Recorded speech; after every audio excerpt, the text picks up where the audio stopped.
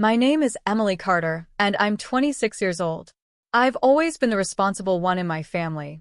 I worked hard, saved money, and took care of things no one else wanted to handle. My parents, especially my dad, always told me I was the strong one.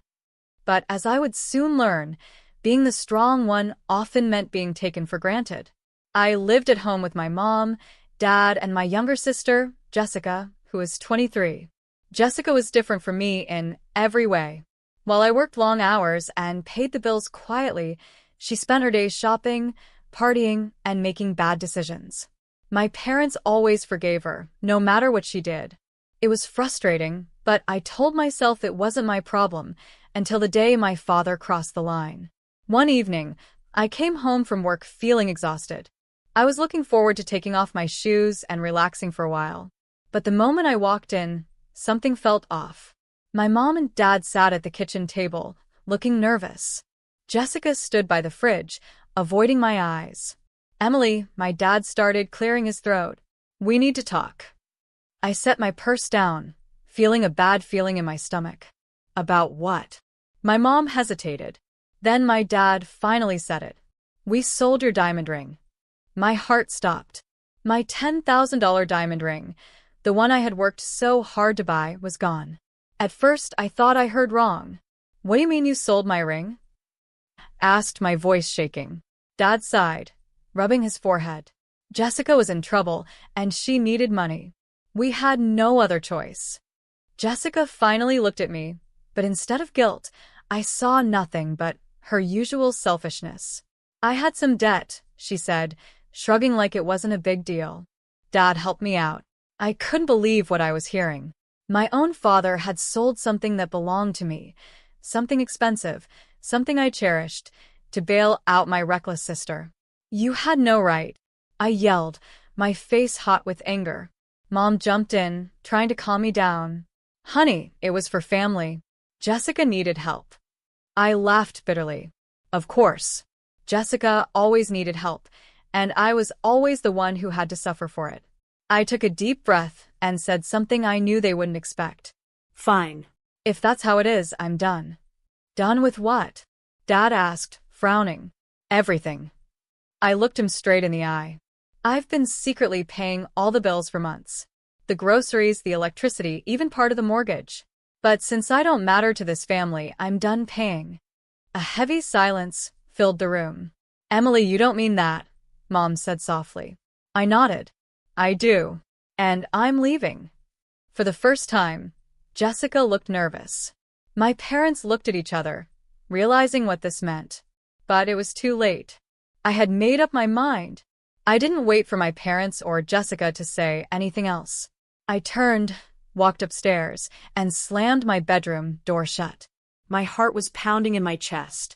I had never felt this angry before. My own father had sold my ring, something that belonged to me, to cover Jessica's mistakes. And what hurt even more was that my mom had sided with them like it was no big deal. I sat on my bed, staring at the wall. I needed to leave. Not just for a few hours, I needed to really leave. I grabbed my suitcase from my closet and started packing. Clothes, shoes, my laptop, important papers. I stuffed everything I needed inside as quickly as possible. Every minute I stayed in that house made me feel worse. After about 20 minutes, I zipped up my suitcase and pulled out my phone. I texted my best friend, Mia. "Hey, can I stay at your place for a few days?" She answered almost immediately. "Mia, of course. What happened?" "I'll explain later. I just need to get out of here." "Mia, I'll be waiting. Come over anytime." I took a deep breath and grabbed my things. This was it. No more paying the bills for a family that didn't appreciate me. No more bailing out Jessica.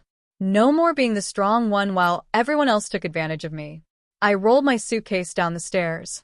My parents and Jessica were still in the kitchen, whispering about something. When they saw me, their eyes widened. "Where are you going?" Mom asked, her voice filled with worry. "I told you. I'm leaving."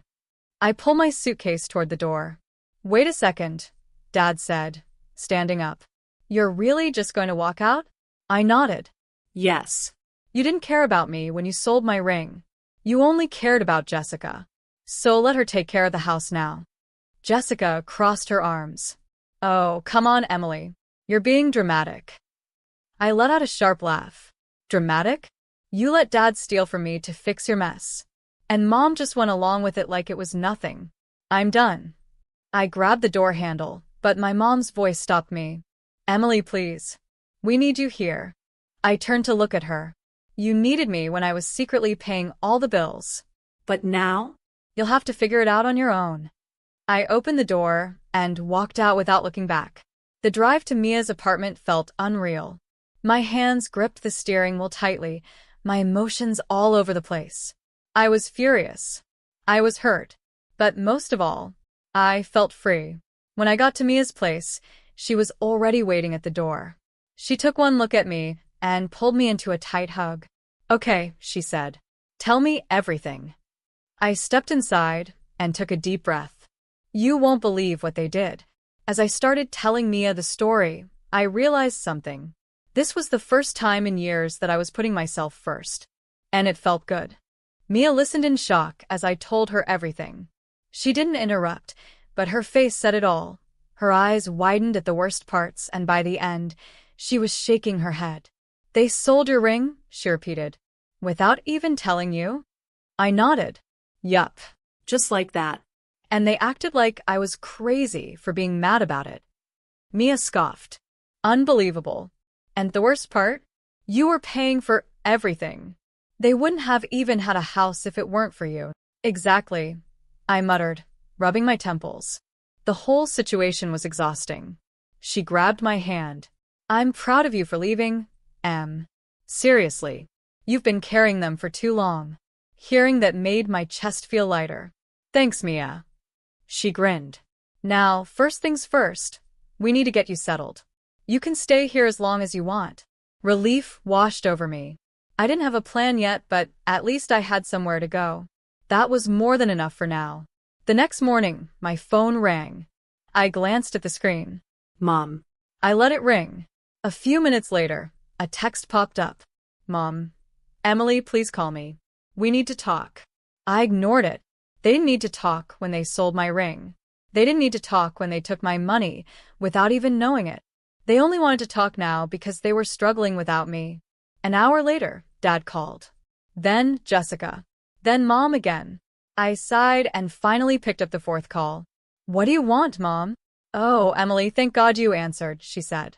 She sounded different. Stressed. We have a problem. I smirked. You mean you have a problem? She hesitated. Sweetheart, we didn't realize how much you were helping. The electricity bill is overdue, the water bill is past due, and that's not my problem anymore. I cut in. Figure it out. There was a long silence. Then she whispered, We need you, Emily. A few months ago, hearing those words might have made me feel guilty. But now? I felt nothing. I took a deep breath and said, No, Mom. You need me when it's convenient for you. When Dad sold my ring, when you took Jessica's side, when I was paying for everything, you never once thought about me. And now that I'm gone, you suddenly care? Her voice broke. We made a mistake. Please just come home and we can fix this.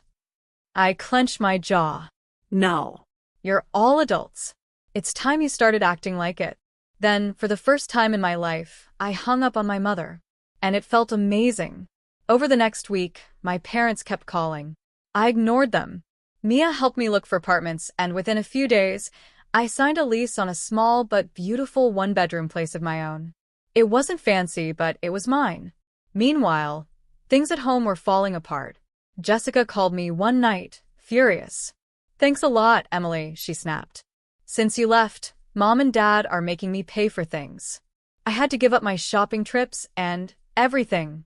Do you even care what you've done to this family? I couldn't help but laugh. Oh, you mean you finally have to be responsible for your own mess? That must be hard. She growled. This isn't funny. You're being selfish. I smirked. No, Jessica. I'm just done. Then I hung up on her too. For the first time in forever, I was free. And I wasn't going back. A month passed, and I had never felt happier. I had my own apartment, my own space, and zero responsibilities that weren't mine to begin with. No more secret bill payments, no more stress, and best of all, no more Jessica drama. Mia helped me decorate my place, and we celebrated my new freedom with takeout and cheap wine. To your new life, she said, raising her glass. To never being taken for granted again, I added, clinking my glass against hers.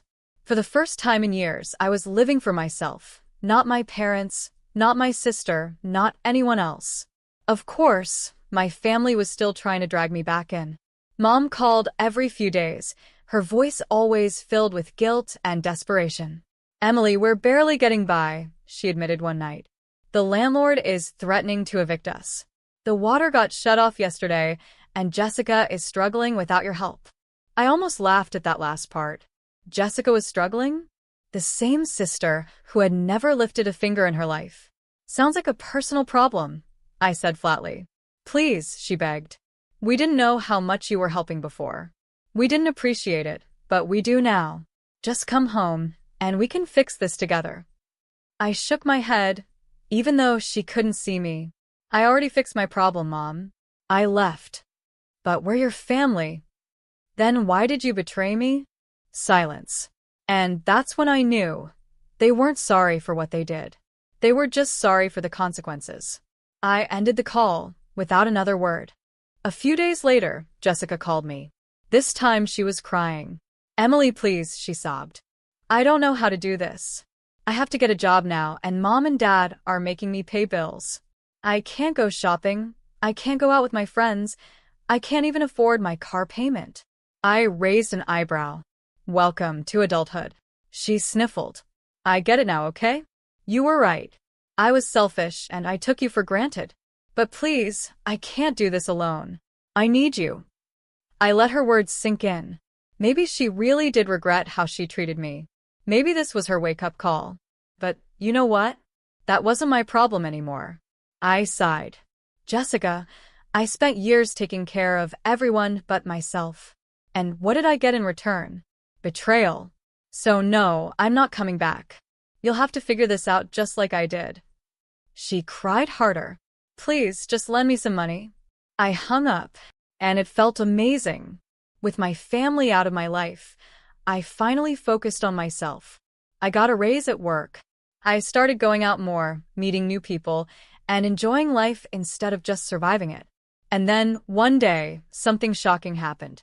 I got a text from Dad. Dad, we're moving out of the house. We can't afford it anymore. I stared at the message for a long time. The home I had kept afloat for years? Gone. Then, another text. Dad, I'm sorry, Emily. For everything. For the first time, I actually believed it. But it didn't change anything. I had moved on. And I wasn't looking back.